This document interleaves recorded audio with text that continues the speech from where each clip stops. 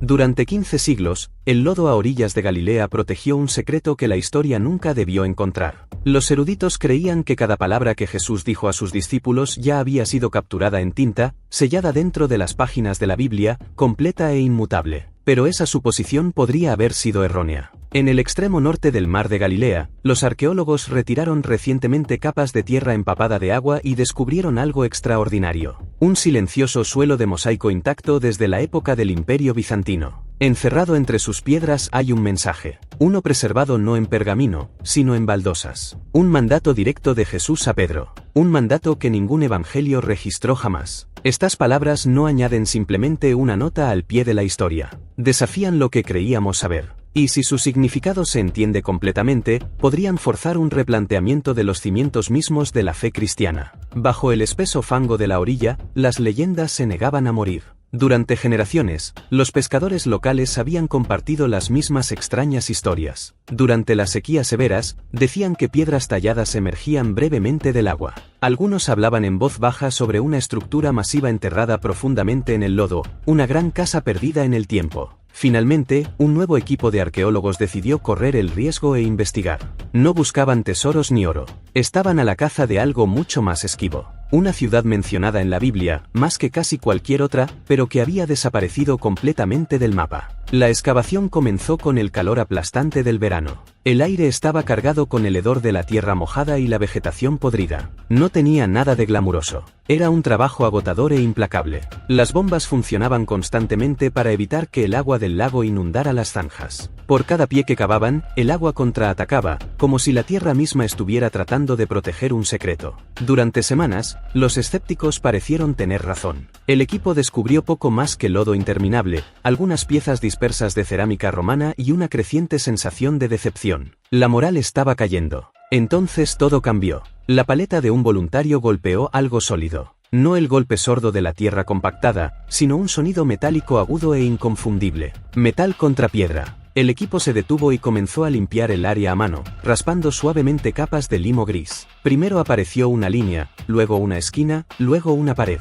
Esto no era un montón aleatorio de piedras. Era una estructura, precisa, deliberada, construida con ángulos perfectos de 90 grados. A medida que la excavación se ampliaba, su verdadera escala se volvió imposible de ignorar. Esto no era la choza de un pescador. Era enorme. Las paredes eran gruesas, construidas para perdurar siglos. Mientras cavaban más profundo, surgió otro detalle. La curva inconfundible de un ábside, el espacio semicircular donde se colocaría un altar en una iglesia. Pero esta no era una iglesia ordinaria. Su diseño era grandioso, complejo y asombrosamente antiguo. Y aquí está la parte que dejó atónitos a todos. La estructura se erigía exactamente donde los antiguos peregrinos afirmaban que una vez estuvo la casa de Pedro. Durante años, los historiadores habían descartado esos relatos. Llamaban a los peregrinos viajeros confundidos, turistas que se perdieron. Insistían en que el sitio real estaba a kilómetros de distancia, en tierra firme. Pero el lodo en el Araj estaba contando una historia muy diferente. A medida que el equipo lavaba cuidadosamente 15 siglos de suciedad, el color comenzó a florecer bajo sus manos. Rojos, azules, amarillos, un suelo de mosaico emergió, sorprendentemente intacto. El mismo lodo que todos asumieron que destruiría las ruinas había hecho lo contrario.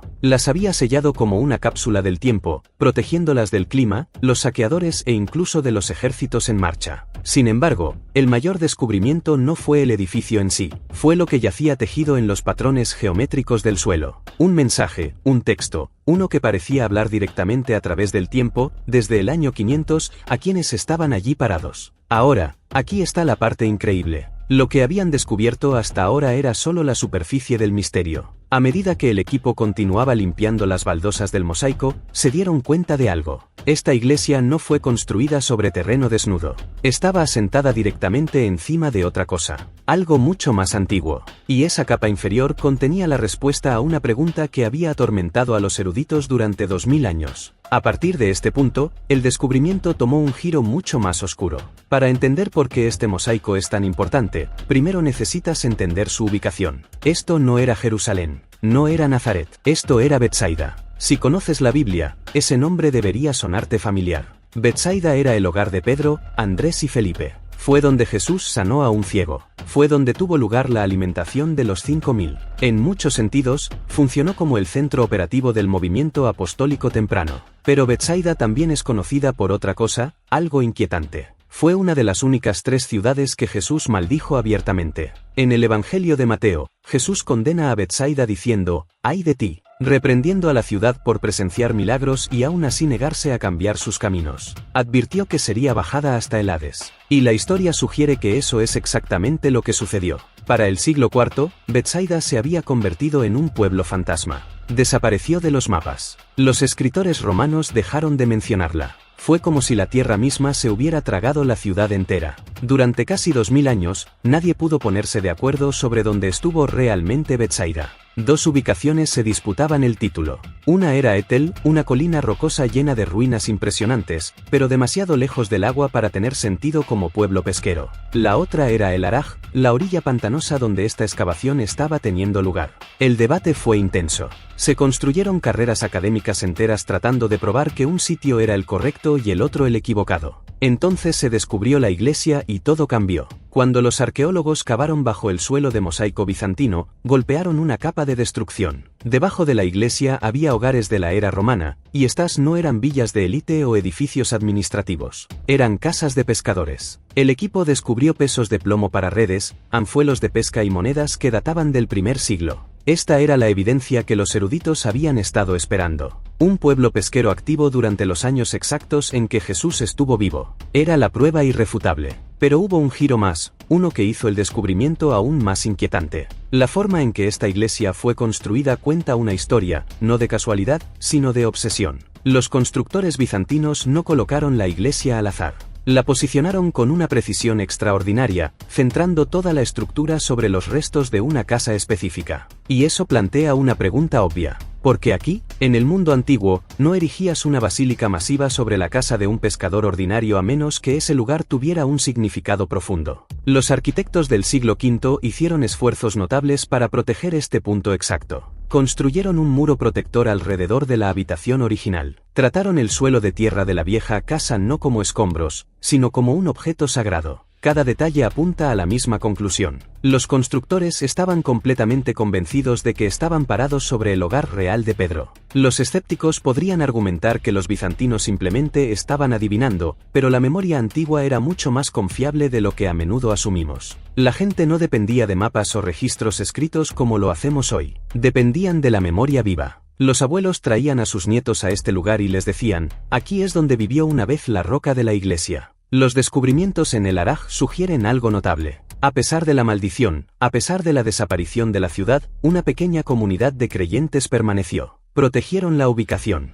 Mantuvieron su identidad en secreto. Pasaron el conocimiento generación tras generación. Y cuando el imperio finalmente se volvió cristiano, hicieron lo que habían estado esperando siglos para hacer. Marcaron el sitio con un monumento que perduraría. Pero este monumento no fue construido como un simple memorial. Era una bóveda. Y dentro de esa bóveda, sus constructores sellaron una frase destinada a sobrevivir siglos. Una que nos lleva de vuelta al momento en que Jesús habló directamente a sus seguidores. Sin embargo, esto no es sencillo, porque lo que incrustaron en el suelo no era un versículo que encontrarás en ninguna lección de escuela dominical. Las piedras estaban a punto de romper su silencio. Volvamos al mosaico. A medida que los conservadores retiraban cuidadosamente capas de tierra y deterioro, letras griegas comenzaron a emerger. El equipo se reunió alrededor, cámaras disparando flashes, corazones latiendo con fuerza. Se llamó a un experto en griego antiguo de inmediato para traducir la inscripción en el sitio. Comienza con una dedicación formal a un obispo.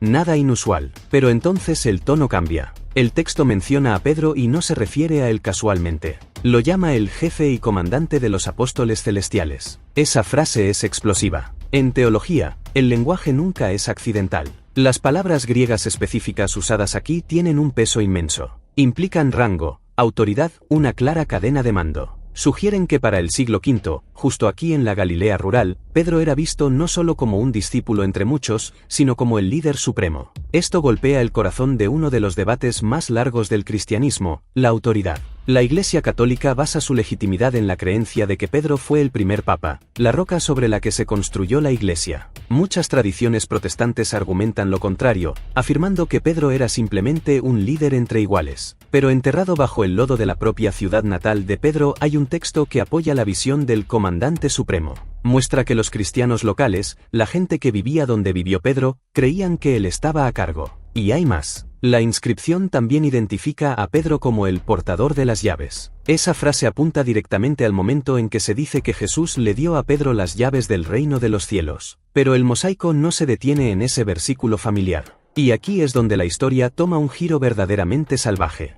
El equipo pronto se dio cuenta de que la inscripción no era solo un bloque único de texto. Estaba encerrada dentro de un medallón, un marco circular. Y dentro de ese borde, apenas visibles, había letras más pequeñas y tenues. Eran difíciles de distinguir, como si hubieran sido desgastadas lentamente por miles de pasos a lo largo de los siglos. O tal vez habían sido talladas ligeramente a propósito, destinadas a ser vistas solo por aquellos que sabían dónde mirar. A simple vista, las palabras eran casi invisibles. Así que los investigadores trajeron equipos de imagen avanzados. Se usaron escáneres infrarrojos para ver bajo la suciedad y el daño dejado por el tiempo. Cuando las imágenes aparecieron en la pantalla, toda la carpa quedó en silencio. Lo que estaban viendo era una continuación de la inscripción, una cita, y estaba escrita como discurso directo, palabras habladas por el propio Señor a su discípulo. Las iglesias antiguas a menudo muestran versículos de la Biblia en sus paredes o suelos. Esa parte no era inusual, pero este texto no coincidía con ningún manuscrito conocido.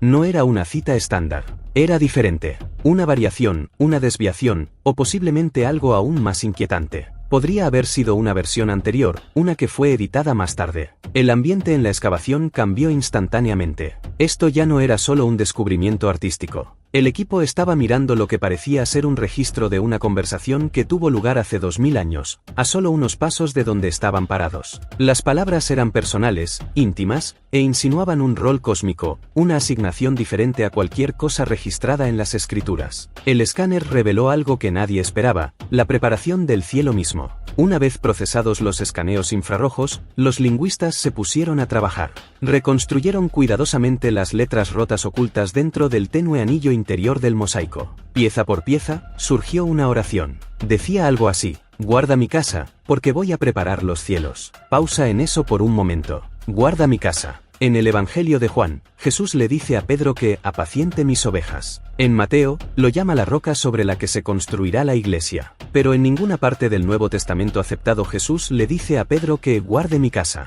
Y luego está la segunda línea, porque voy a preparar los cielos. Estamos familiarizados con un versículo similar, voy a preparar un lugar para vosotros, de Juan 14. Pero esta redacción es diferente, y esa diferencia importa. Sugiere una división de responsabilidades. Jesús parte para preparar lo que viene después, mientras Pedro se queda atrás como una especie de vigilante sobre lo que queda. Lo cual plantea una pregunta crucial: ¿qué es exactamente la casa? Si fuera solo una metáfora de la iglesia, la frase no sería tan impactante. Pero recuerda dónde se encontró esta inscripción. La iglesia fue construida directamente sobre una casa, la casa de Pedro. ¿Y si la tradición antigua no era solo que Pedro vivió aquí? ¿Y si la tradición decía que Jesús le dijo explícitamente, quédate aquí y protege este lugar? ¿Este es el punto de anclaje? Esa idea encaja con algo que los eruditos llaman los agrapa, dichos atribuidos a Jesús que sobreviven en textos antiguos, pero que nunca llegaron a la Biblia. Existen docenas de estos dichos. Algunos son extraños,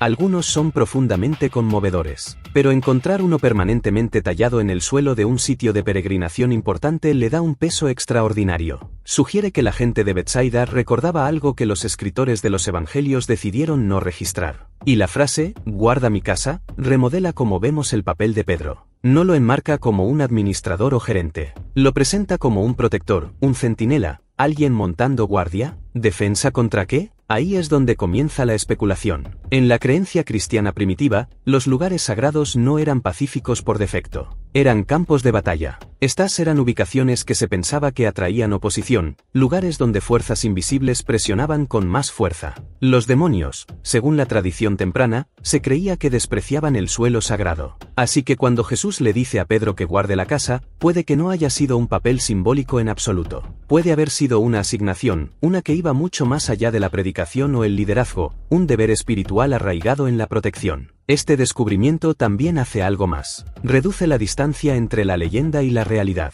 Aterriza la historia. Convierte ideas abstractas como las llaves del cielo en algo físico y práctico. Después de todo, las llaves están destinadas a cerrar y proteger un lugar real. En efecto, el mosaico sugiere que los primeros creyentes vieron esta ubicación exacta, este tramo específico de lodo en Galilea, como nada menos que el puesto de avanzada del cielo en la tierra, una embajada. Y Pedro no era solo un maestro allí, él era el que quedó a cargo. El embajador al que se le dijo que mantuviera la línea hasta que el maestro regresara. Pero todavía hay otra capa en esta historia. Una que se mueve más allá de la historia y entra en lo místico. La idea de preparar los cielos. ¿Qué significa eso realmente? Suena menos como una metáfora y más como trabajo de construcción, como si el cielo mismo no estuviera terminado todavía. Sugiere que mientras Pedro mantenía la línea en la tierra, Cristo estaba activamente dando forma a lo que venía después, construyendo, preparando, expandiendo la realidad misma. Esa es una visión mucho más dinámica del más allá de lo que la mayoría de la gente escucha en los sermones dominicales. El equipo entendió de inmediato que estaban tratando con algo explosivo. Esta única frase parecía conectar la tierra y el cielo, la historia y la teología, lo físico y lo divino.